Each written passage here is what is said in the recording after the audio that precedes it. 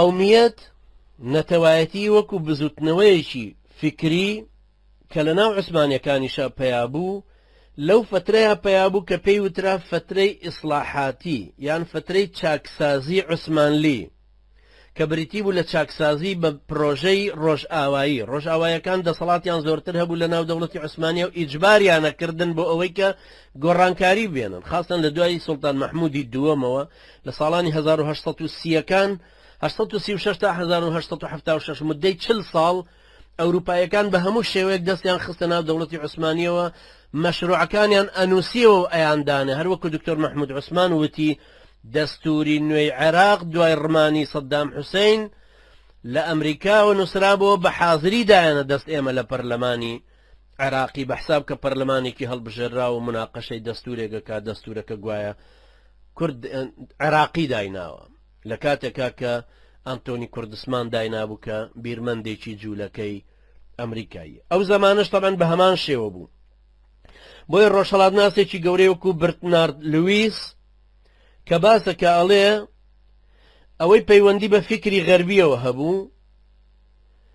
هیچ کارتێکردنێکی فکری قەومی لەسەر دەوڵەتی عوسمانی نەبوو یعنی دەوڵەتی عوسمانی لە ڕووی قەومێتیەوە متەئەسر نەبوو بوو بە کەس چونکە ئەو کاتە عەرەبەکانی ژیانویست لە ژێرسایی ئەو وڵاتەیە بمێننەوە برتنارد لویس ئەڵێ برتنارد لویس تەمان کە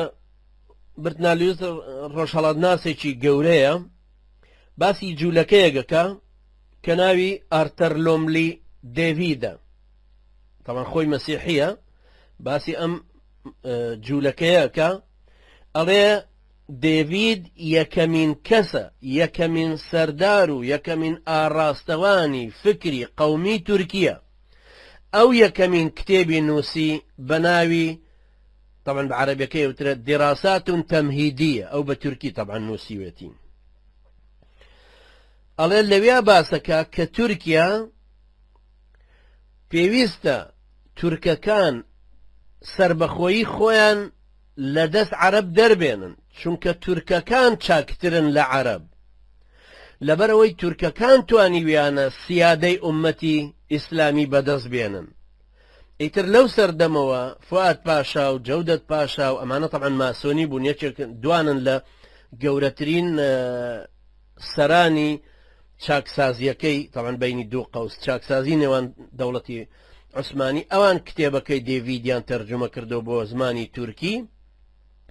هەروەها لویس باسە کاتۆ برنارد لویس ئەڵێ تورکەکان هەستیان پێکرد کە ئیحساسی تورکی خۆیان لەناو خۆیان گەورە بکەنەوە هەڵبەتە ئەمەش بە پاڵنەری غەربیەکان بوو یعنی ڕۆژئاواییەکان کارتێکردنێکی گەورەیان هەبوو لەوەی کە تەسیریان هەبێ لەسەر تورک بۆ ئەوەی هەستێکی نەتەوایەتی لە تورکەکانە دروست بکەن کە عەلمانی بێ بیان جێڕنەوە سەر میرات سەر مێژووی تورکی قەدیم پەیوەستیان کەنەوە بەوێەوە بۆ ئەوەی وا هەستکەن کە ئەوان ئەگەڕێنەوە بۆ سەر تورکی مەغۆڵ و بۆ سەر تورکی کۆنی تەتار و ئەوانە و ئیمتیدادیان لەوێوە دێتەوە ئەوەش طبعا معلومە کە کارتێکردنی چەند هەبوو دوایی لەسەر لە دروستبوونی ئەو تەوەجوهەی کە هەبوو پاش ئەوە فکری تۆرانی زیاتر پێگەیشت زیاتر خەمڵە لە قاڵب درا ئاراستە کرا پشتگیری کرا